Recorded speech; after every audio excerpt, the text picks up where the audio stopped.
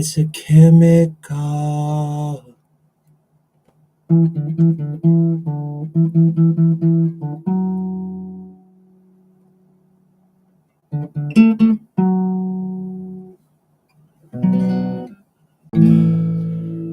It's a chemical.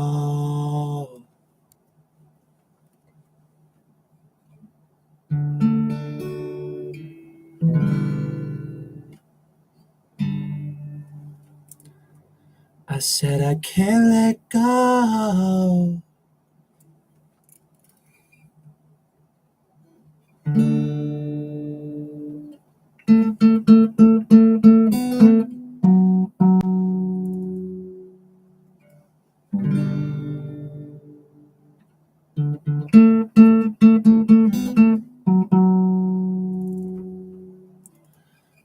Oxytocin making it all okay.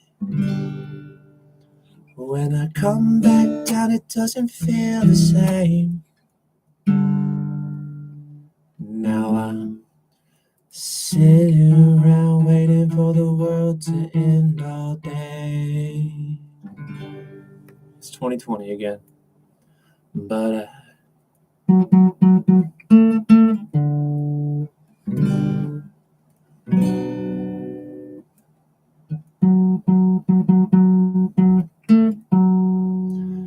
you break me, then I break my rules. Last time was the last time too. It's fucked up, I know, but I'm still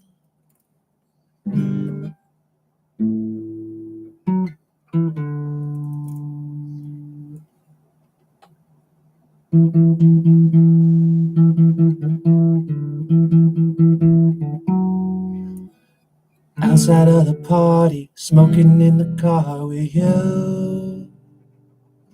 7 Nation Army, fighting at the bar with you.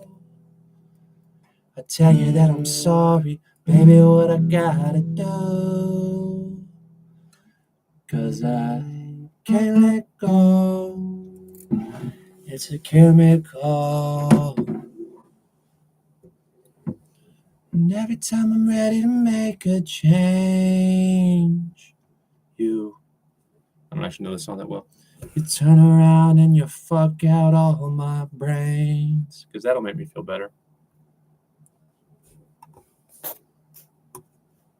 You break me and I break my rules. Last time was the last time too. It's fucked up, I know, but I'm still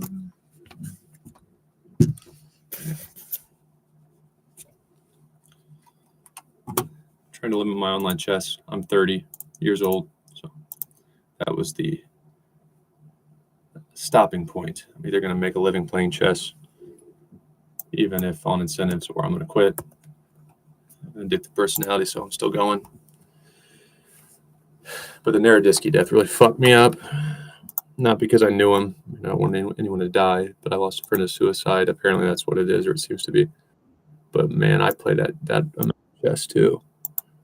And when I don't feel good is when I play more, so I need to cut it out. Mental health's a serious thing. But I will get to 2200 in Blitz before I shut it down for the year. I like Slav structures. I call it a Slav structure. If you can't play Slav, the next best thing is structures in the Slav. No, I don't want notifications. Don't want notifications.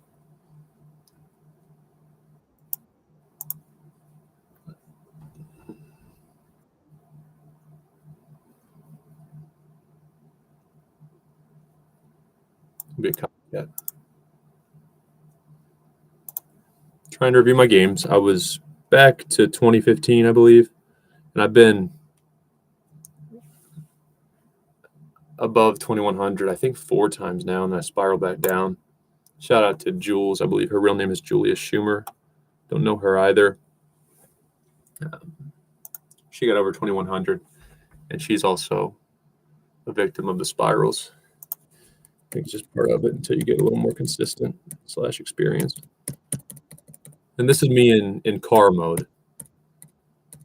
when I'm playing in my car in between activities. So it's not my best chess, but it's good enough to beat these idiots.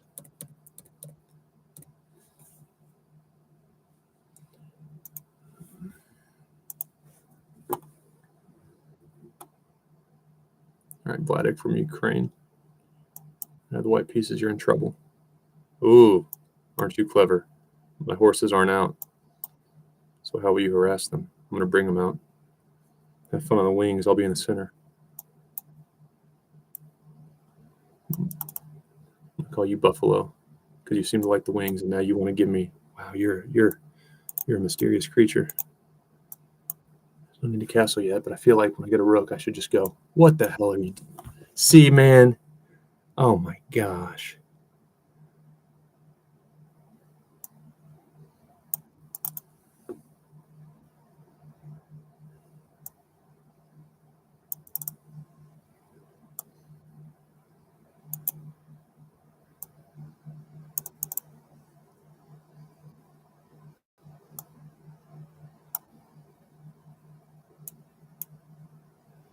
That's fine. Don't give it a target. I'll get your knight.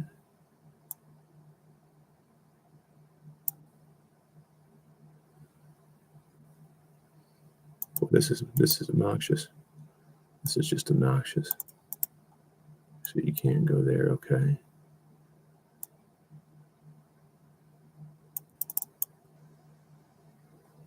You're obnoxious.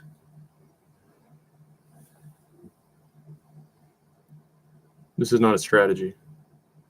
At least not one that any grandmasters are going to vouch for.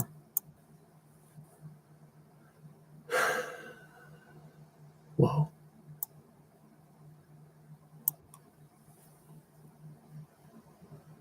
They call me the tactician in most chess circles.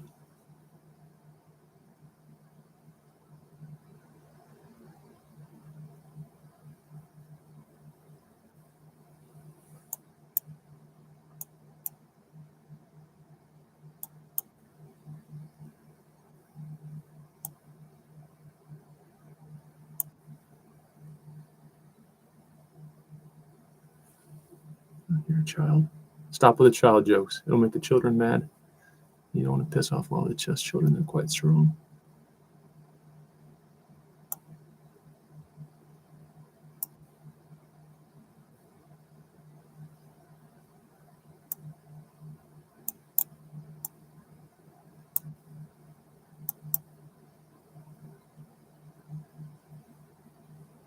Gimme.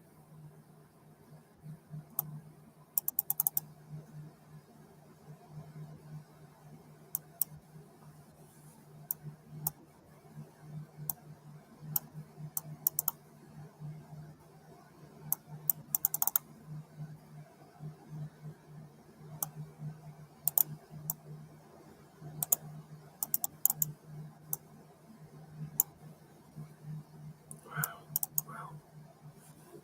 Just go quickly. I have the entire center. I have a lot more material than you. Whatever will you do?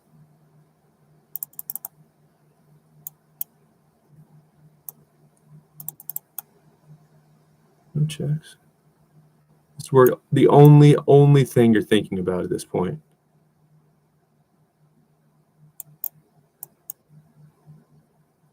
is knight forks.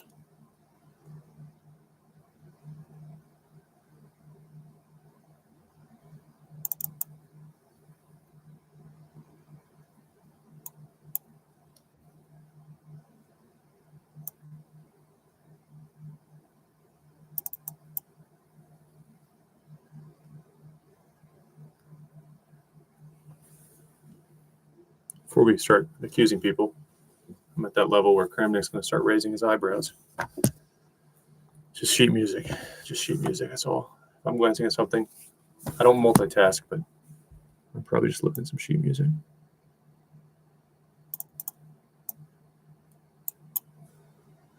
Bye-bye to everything you own.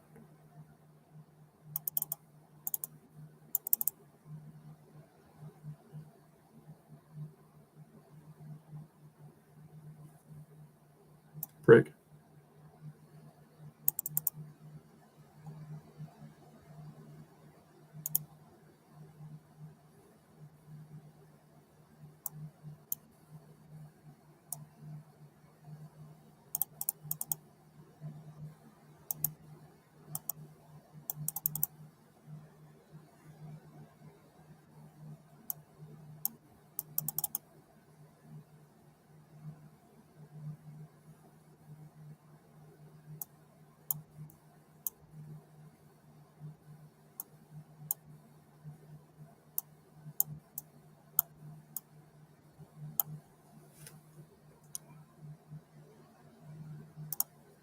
That's what I mean when I say online chess is barely real.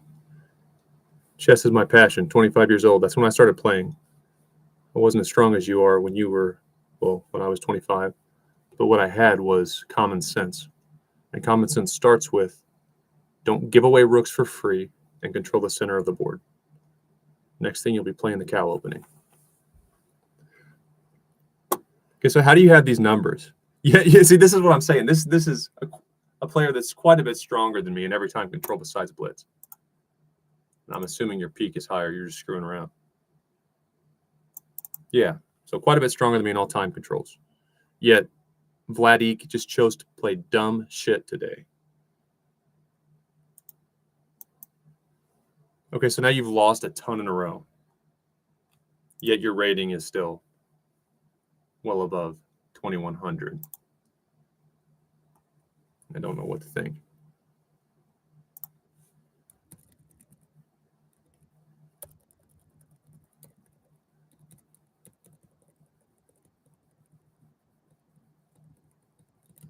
And I've went through periods where I'm practicing putting some pawns on the wing, give me a different look.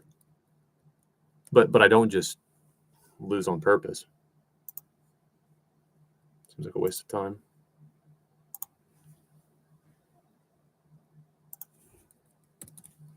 Yeah,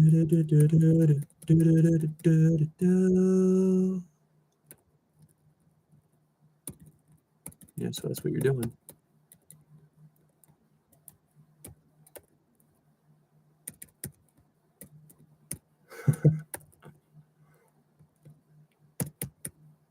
Why?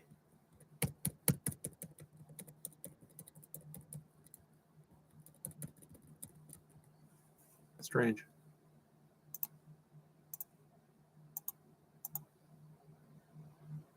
Jake is online.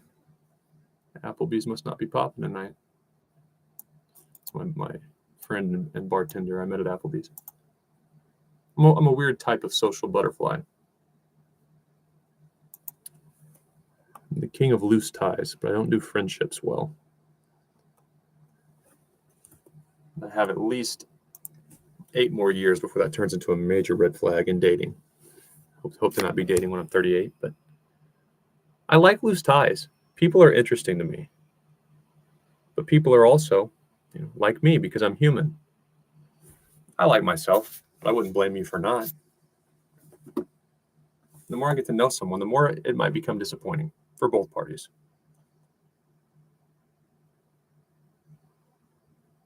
My love life has been odd since COVID. But the infatuation stage of any relationship is the best. You can just do that over and over. Chess, any hobby, any job, it's just the best. And why ruin that until I'm old enough to give up on my dreams? Which right now I am a singing, dancing, used to say mental health advocating, but I erased that from my title. Singing, dancing, aspiring chess grandmaster.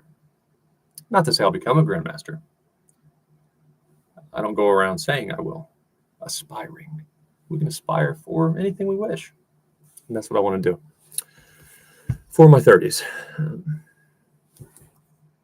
I mentioned Julia. She's probably find our chess.com by her name. By her chess.com name. Jules.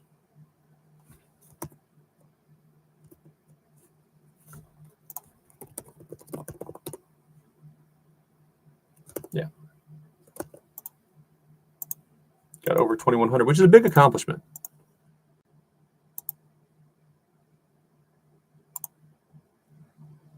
I like to acknowledge adult improvers. 2,100.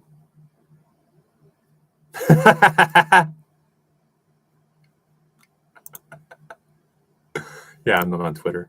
I use LinkedIn like most use Twitter or X, which I haven't got fired from my job yet, but I certainly don't promote my content at work. How long did it take to get 2,000?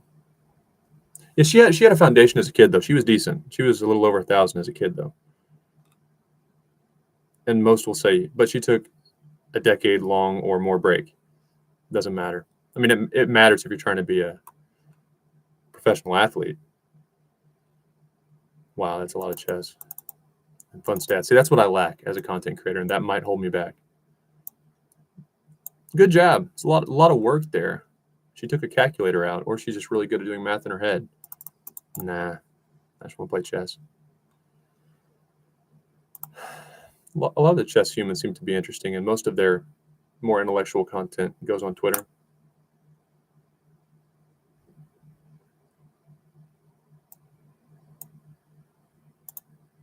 Yeah, it's been about the same. But since she has... But her exposure as a kid, having the patterns in your head, playing any competitive chess as a kid at all, it's going to make you a lot stronger as an adult, or your ceiling will be higher. And that's referring to Narodisky death. So it's a good time to be alive, and it's also a shitty time to be alive. As Julia, I'm assuming she goes by Jules.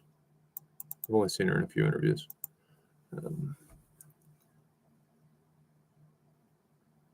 Policing gets to grieve, and how they do it only silences honest conversation about kindness and accountability that could help prevent tragedies in the future. Yeah, it's a good point. For all you know, I could be a compulsive liar, a serial killer, using an engine. It's social media. I take it to extremes. To reiterate, I hope you don't blindly listen to me or anybody on social media, but I do hope every viewer, my content or any other creator's content, considers the ideas. They could be true.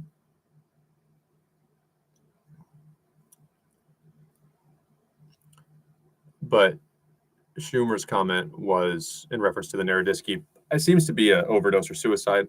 I know he was taking some sleeping pills. That's about all I know. I try to wait till the story comes out. My motive for content creation is certainly not my friend's suicide. Just like in Jules' tweet, or I don't know what it's called on X now, or post. You don't know me. I don't know you. You don't know what someone's going through. I made a LinkedIn post about the Narodisky death.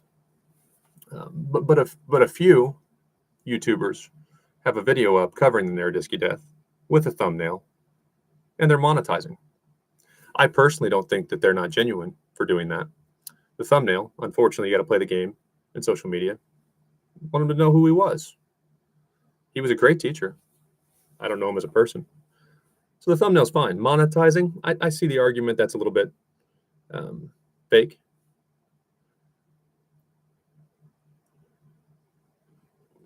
But we should have conversations about it as a result of tragedies. It is a shame it takes a man, possibly, and I don't know the details. I don't know if anyone does, besides Peter, who is the Charlotte chess club owner, and a few people there. But it shouldn't take a death or a suicide to help someone, or at least be kind. Leave him alone.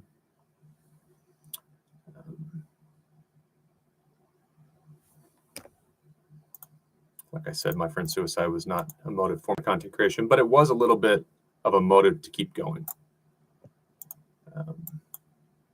As I get older, and I'm not old by any means. In fact, I'm probably in my prime in terms of making my mistakes, having some more maturity and life experience.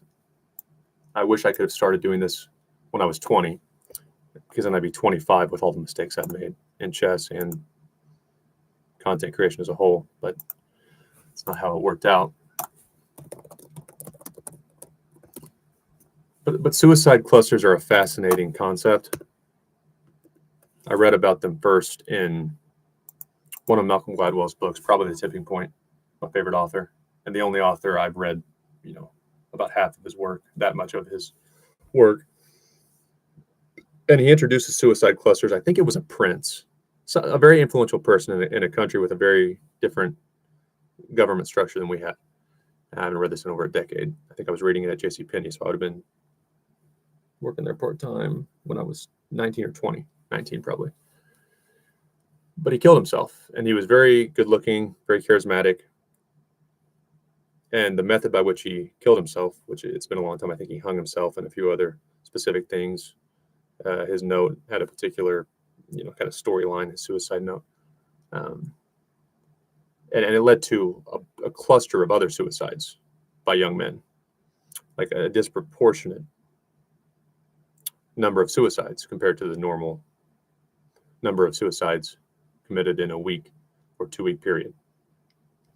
And why is that? And is that an argument that we should all shut up, or when someone hurts himself or when a man is hurting, we should just ignore it? Seems to be, but my takeaway is more it should be approached with a deliberate plan.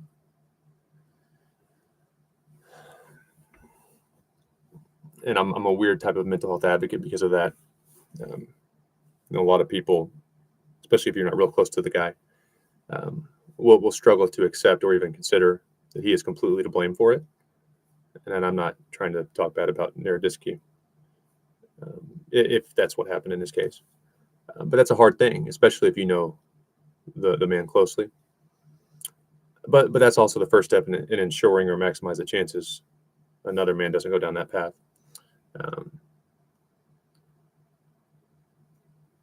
I believe genetic mental illnesses are absolutely real. Autism is absolutely a thing. Schizophrenia is absolutely a disease. Bipolar disorder is absolutely genetic. And even the most religious conservative person that wants to pray problems away would have to acknowledge that with science and all the evidence, mental health professionals, scholarly articles around the topic today. But I also believe in reasonable circumstances, mainly work and home life, even the most genetically troubled mind can function, and many people who are high functioning autism, let's say, or type 1 bipolar, are so much more creative, so much better memory, and they tend to flock to more artistic fields. But I think it's not because they're better at that necessarily. They'd be good at all things. It's just, hey, breaking myth. It's just that they weren't really allowed in the typical structures like corporate America. So to close my little mental health rant, I try to tell stories and give my thoughts. I don't really advocate, I guess. But a gut feeling or a concern, he's suspicious, is certainly not probable cause to fire. Worse than the harassment. Sometimes we're wrong. And I would love if almost everyone except qualified, certified mental health experts shut up on the topic.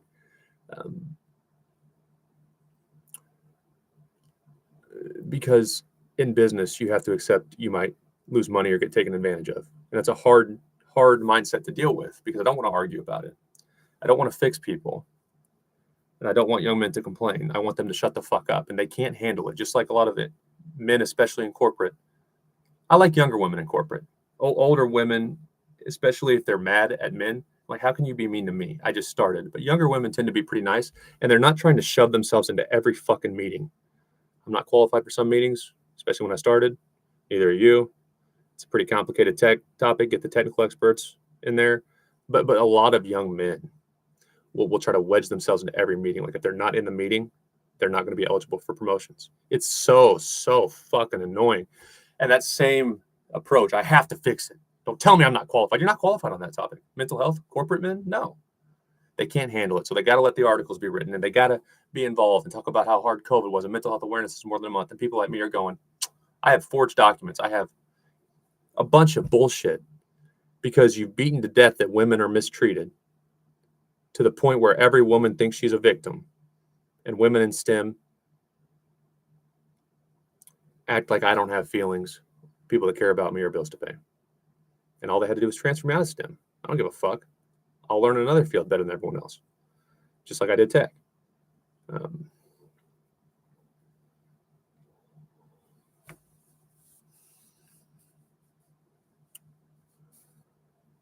But if we can't help, we should just leave them alone. Be a man, suck it up, be tough. I get it, but it is a new time. One of the variables, women are involved in every part of life now, which is totally fine by me.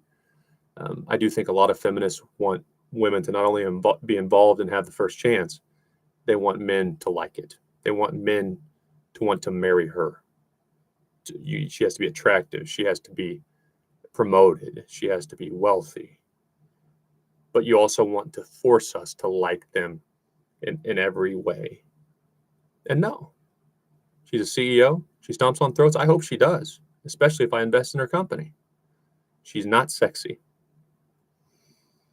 And the men in charge right now, if they had a daughter, they raised her to be a princess, helped her so a man will take care of her one day.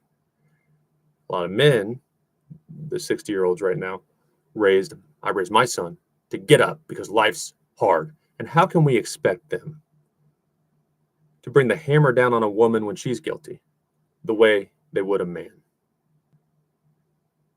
When everything they've done in raising their family and when they were my age is take care of the woman,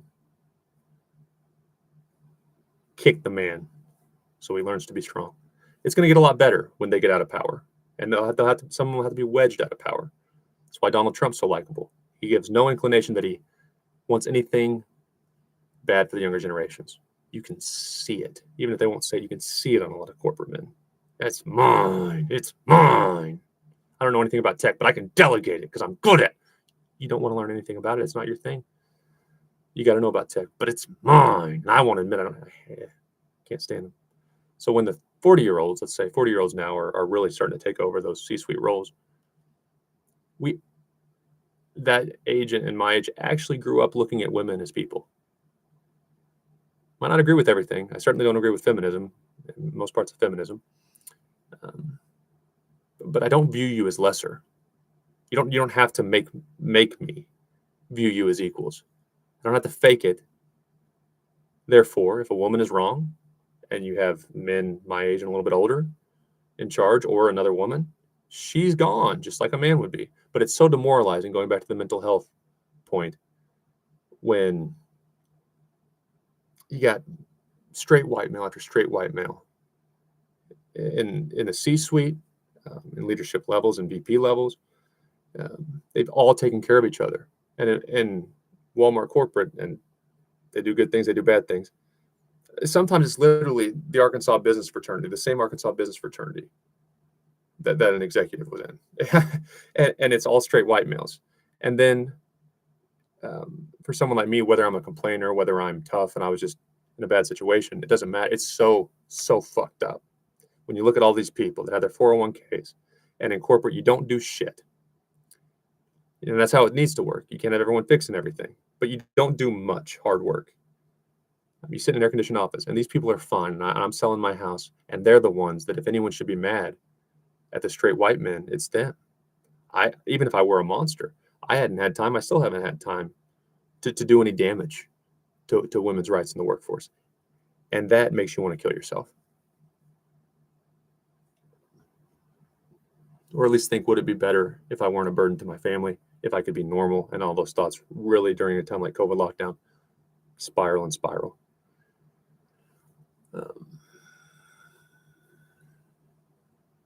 And the only solution is punishment. And equal punishment. Again, mental health is a very serious thing. And if you can't help someone, just try to leave them alone.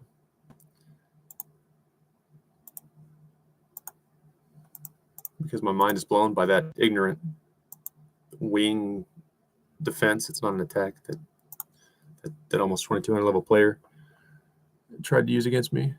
I'm going to go walk my dog. No, I don't want to do that. I want to open it in a new window. I don't think my games are updated. St. Louis Chess Club does a great job, but it might be because they have top level tournaments going on that get priority. Like the ratings take so damn long. So I lost that, but I've got a draw and a win. So I'm hoping I'll be over 1,600 to start November, and that's my priority. And once I reach 1,800 over the board, I will give myself the option to quit. My TikTok was banned, and going back to the mental health is serious. Part of my point when I'm dramatic on social media, and most of it's intentional. I have problems, like we all do. I'd say I'm in pretty decent shape compared to many after Uber driving and hearing what people are actually going through that they can't talk about. But I've only been suicidal one time in my life. I've had problems. And I promised myself I'd never talk about mental health. After I was kind of judged, I grew up in a religious area. Until my friend took his life. But I spent one day in a room with no sharp objects during my sophomore year of college. After hearing a guy in the room across hitting the walls and screaming. I mean, I'd never known anything about mental health. I grew up in church, and the only time I asked for help, I had a youth pastor who I liked tell me about a kid who killed himself, and basically said he's probably going to hell. And the kid was, younger than me at the time, so younger than 17. And I'm like, man, I don't know what he's going through, but fuck you. I just look for every reason to not be religious, and you can find a lot. You just think. But when I was in that room, I just lied to get out because I never heard someone who's actually insane. I'd never seen it. I grew up, and I didn't grow up in like crazy churches, good people, smart people, but I would think he needs to go see a pastor or something. The way I was raised as a kid, and no, he was on drugs and he was probably abused. And when I heard him hitting the walls and stuff, I'm like, I don't belong here. I'm not this bad. So anytime I felt shitty at all, and I started taking medicine at that point. I was kind of in and out of medicine because it made me slower, and I had to quit sports. I didn't tell many people that. I had to quit baseball. Not that I was any good, but I played baseball in college, and I went off meds, and I would be faster, and I could power clean toward my max, which was up around 300 pounds, if I remember right. And then when I would go on the lithium, primarily, there were other things, but lithium was the shittiest. I would put on weight, and I couldn't even run 2 miles. So I would go from being in just a very, very good state of mind, aside from like mood swings. But as far as memorizing and doing well in school and not having to try, to as soon as I took the medicine, I put on weight. I couldn't memorize well. I couldn't run, but I could, function and never get mad. I just slept all day.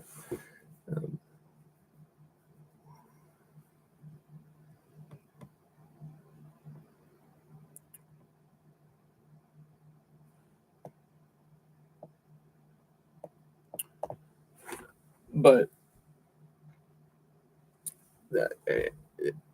after the Neurodisky suicide, it reminded me of my friend Matt and what his family went through.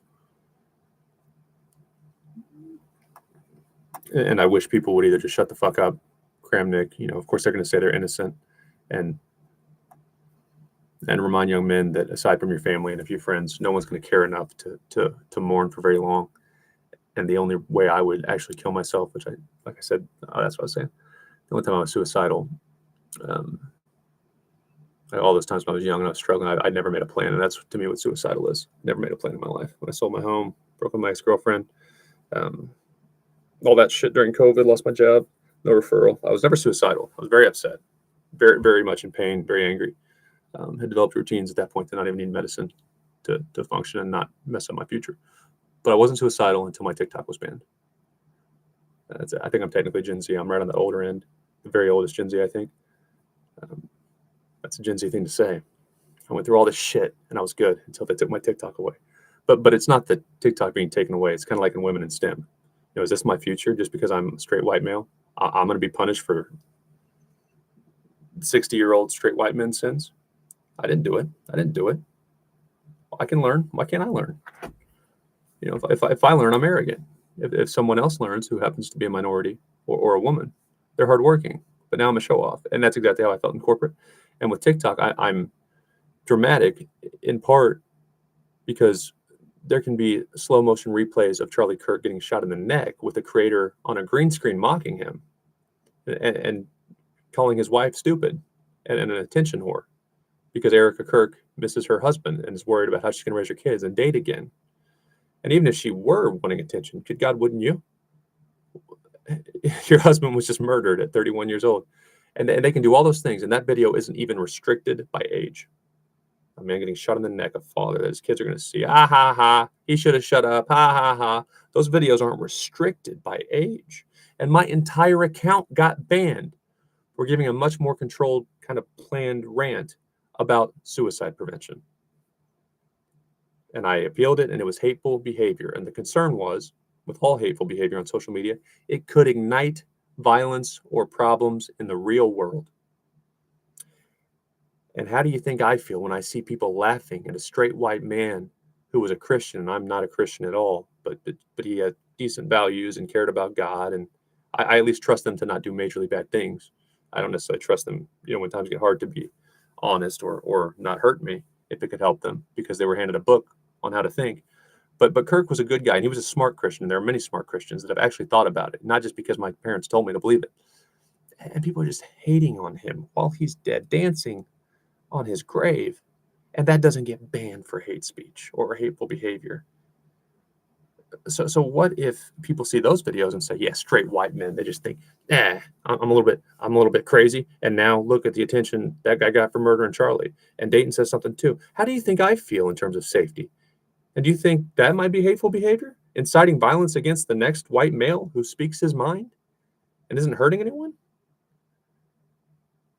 If my hate speech could make women feel afraid, or someone who grew up with nothing feel lesser, I doubt that's going to lead to actual violence. They need to just scroll past my video.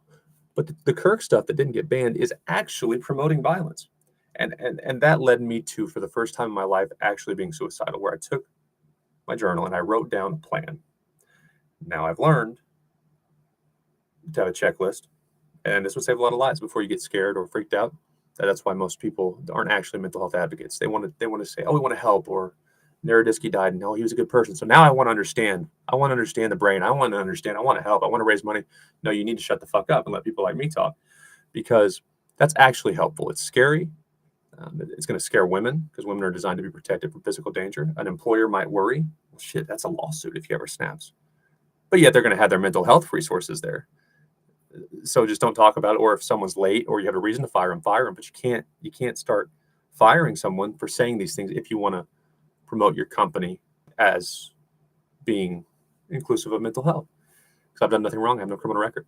But I wrote down, I'm going to reach 1,800 over the board chest, USCF, which is so doable. I'm about 200 points off. I'm going to reach 2,200 in blitz. I'm going to bench press 225 pounds 3 times a game, which I think that's the most I ever got when I was younger. And I didn't really try because I played baseball. You don't want to mess your arm up. So I can get that. I wanted to run a 5K with my dog. I think the color run allows that. So I had a list of things before I kill myself. And you know what? After I wrote it down, I tried to get my TikTok unbanned, or at least that, there's no reason. Okay, they banned it. You don't have your videos. Like taking away a granny scrapbook. Like, why would you do that? All my COVID videos, my random rants that were funny of me door dashing, like all those memories you just take away. Help me get them back. At least send me the file. I'll get off your platform if you don't want me there. But for them to just do that, I'm thinking they have to do that. I could actually possibly sue. And yeah, the freedom of speech argument is hard to get your account back. But as far as giving me my data, I might even be able to win that. So I wrote down all these things, and then I felt better. And I think not all, but a lot of times, just having a checklist before you allow yourself to try to kill yourself. And also read a story that's on my list. Read a story of a man who failed to take his life because now his brain doesn't work. He can't walk.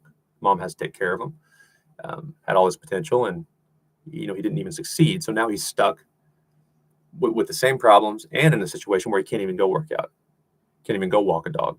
So then I didn't kill myself. Didn't overdose. Didn't try to. But it's important to have conversations like that, and for ideas like that to be shared without withholding opportunities from a man as much as possible. And I wish a lot of feminists, I'm not really hurting men. I'm not man. Yeah, if you think that you can say it, but a man might not be able to say it, or how would you feel if a man said the reverse? Well, women have it hard, but I'm not saying you're wrong. But you have no idea just psychologically what that does to a lot of young men when we see Call It Out or that Alejandro Ramirez guy. I'm not saying he was innocent. I'm saying time's up. Time's up. Well, what a bitch. What a bitch. It makes men that might be struggling say, man, what if I'm falsely accused? Do I really want to live in this world? Who aren't old enough to have taken responsibility and understand that she's not actually a bad person, that Shahadi Girl's not a bad person at all. Seems very kind and very good at teaching and a great chess player and poker player. But all that content, I feel the need to speak up because if they're going to share their ideas and use social media as a platform, or companies are going to talk about mental health, then you're going to get my ideas as well. We'll be playing less blitz because, as you can see, I'm pretty tired. It's done a lot to my brain, and I've not slept much because I've got a dog that also needs walked. I think it's catching up to me. But the Narrodisky death really motivated me to try to limit my online chess over the board. I think it's not at a high level like he was playing. It's not going to hurt my brain, but it's definitely not good for me to play this much. And that was the first teacher or YouTuber that really helped me, and my friend Andrew. And obviously he's 2,600 or more rating, and I'll never reach that. Yet he's dead, so who gives a fuck? Like, Magnus Carlsen didn't feel good and took his life, then I guess who cares about his titles if he didn't feel good, right? So that's kind of a wake-up call to enjoy life and not play so much online chess. So find a distraction. If you don't feel good as a man or woman, men kill ourselves at a lot higher rates. But if that distraction becomes too much or it's impacting your life in negative ways, maybe reel it back in or return to it later.